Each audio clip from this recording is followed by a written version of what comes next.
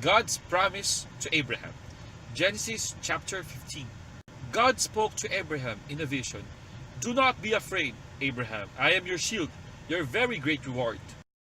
Abraham protested, Sovereign Lord, you have not given me any children, and the person who will inherit all I have is my servant Eliezer of Damascus.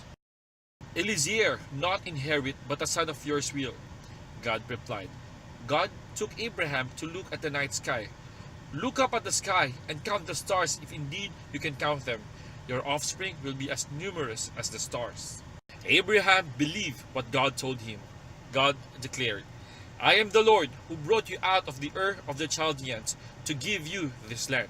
Sovereign Lord, how can I know that I will gain this land? Abraham asked. God told him to bring a heifer, a goat, and a ram, each 3 years old, along with a dove and a young pigeon. Abraham obeyed and sacrificed the animals, cutting all but the birds in half. He laid their carcasses arranged in the halves opposite each other. Birds of prey came down, but Abraham drove them away.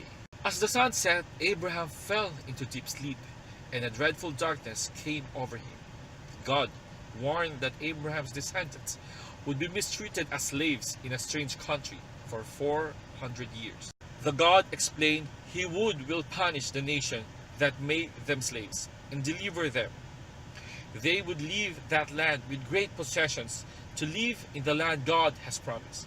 God promised Abraham he would live in peace to an old age. When the sun had set, a smoky firepock with a blazing torch appeared and passed between the carcasses.